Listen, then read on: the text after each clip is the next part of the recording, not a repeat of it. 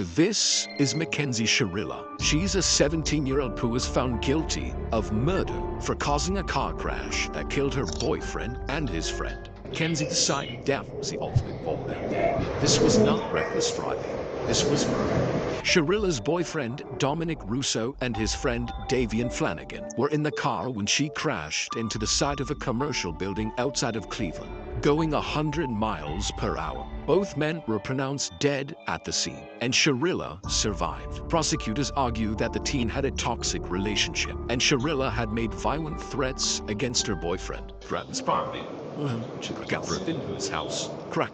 Reportedly, she crashed her car on purpose because she wanted to kill her boyfriend, and that his friend was just collateral damage. The prosecutor said the intent was obvious upon seeing that video, that there was only one goal. You see her driving very calmly and making the right turn, and then all evidence indicates she immediately put the pedal to the metal and drove straight into a building at 100 miles per hour. I think those really demonstrated to us that this was no accident. And a few days before the crash, she allegedly took the same route to plot the crime. This is where the judge now finds her guilty. Count one. Finds its defendant, Mackenzie Sharilla, guilty of murder to wit Dominic Russo. She now stands up to be placed in handcuffs as she continues to tear up. Count two. Finds its defendant, Mackenzie Sharilla, guilty of murder to wit Davian Flanagan. Sharilla now has a moment to speak before her sentencing. So deeply sorry about one day cause I would never have going to purpose. Wish I could remember what happened. I'm just so sorry. I'm heartbroken. There was no medical condition to cause this as an accident. There was no mechanical failure of the car. A failed suicide attempt is not a defense to murder. There's a very good likelihood, Mackenzie, that you will spend the rest of your life in prison. She's sentenced on count 1, 15 years to life. Count 2, 15 years to life, to be served concurrent to each other. The judge just sentenced her to 15 years to life in prison.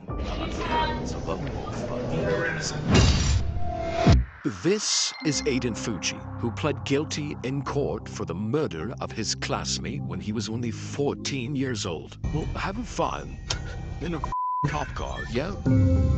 Fucci was classmates with a 13-year-old girl from Patriot Oaks Academy in St. Johns County of Florida. Fucci stabbed her 114 times. Her dead body was later recovered from the woods. After Fucci was arrested, he can be seen in the back of the cop car taking Snapchats. Now, this video shows Fucci and his parents in the interrogation room. That's Snapchat. These numbers, not all of them. This is serious. This is very serious. This isn't a joke. This is your whole life. Your whole life. A video from prosecutors showed Fucci and the girl allegedly walking together right before she was murdered. Then about 90 minutes later, the video shows Fucci allegedly running away from the area where the body was found. 114 stab wounds, 49 defensive wounds, 35 wounds to the head and neck, 29 to the back and shoulder, and 6 fatal wounds. After Fucci pled guilty to first-degree murder, the judge now hands down his sentence. Having entered a plea of guilty to the crime of first-degree murder, I sentence you to life in prison. Because of your age, you are eligible for review of the sentence in 25 years. After Fucci was sentenced, he stood still with a little movement.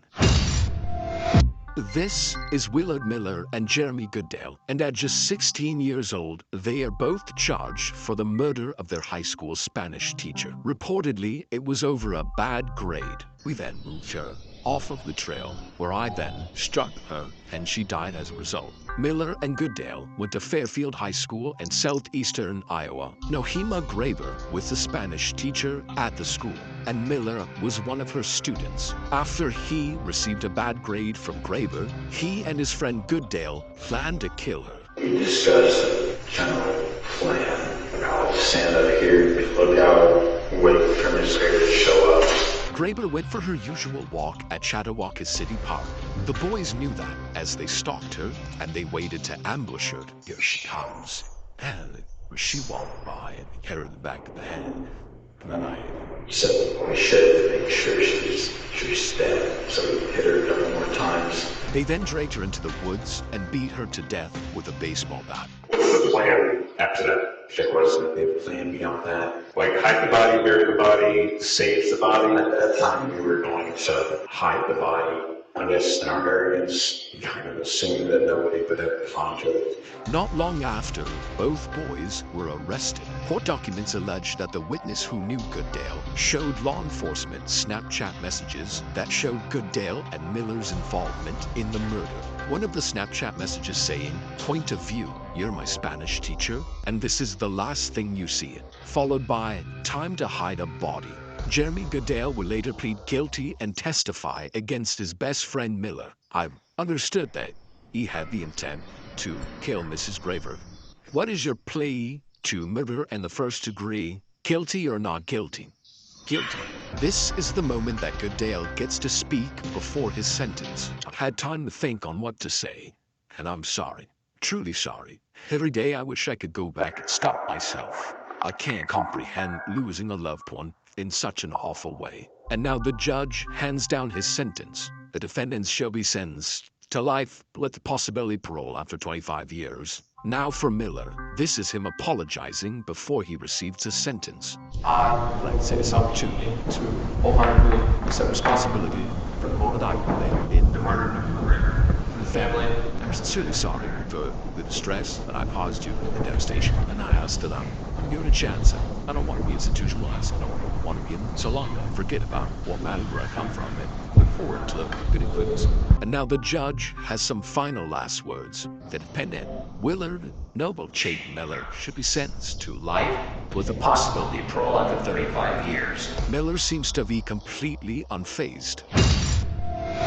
This is Rachel Schoaf and Sheila Eddy, who are both in court today for the murder of their friend when they were only 16 years old. Their scheme was to hide knives on their bodies and to attack Skylar at an agreed-upon moment. In Star City, West Virginia, Schoaf and Eddy were friends with 16-year-old Skylar Neese. Reportedly, Schoaf and Eddy decided they didn't like Neese anymore, so they planned to kill her. Sheila Eddy and Rachel Schoaf carried out that plan. Together they stabbed and killed Skylar. After Schoaf's confession, both teens were arrested. Schoaf agreed to plead guilty to second-degree murder in exchange for her cooperation in the case. I'm so sorry.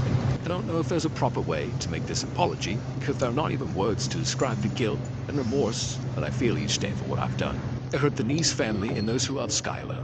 I hurt my parents and shamed my family. May God bring eternal peace to Skylar and the entire Neese family. After securing a plea deal, the judge now gives Schoaf her sentence. Rachel Schoaf, it is the sentence of the court that you'll be imprisoned in the West Virginia State Penitentiary for a period of 30 years. But she will have the possibility of parole in 10 years. And now for Eddy, it is the sentence of the court that you'll be imprisoned in the West Virginia State Penitentiary for the rest of your natural life. That sentence is technically with mercy, which makes you eligible for parole after you have served 15 years.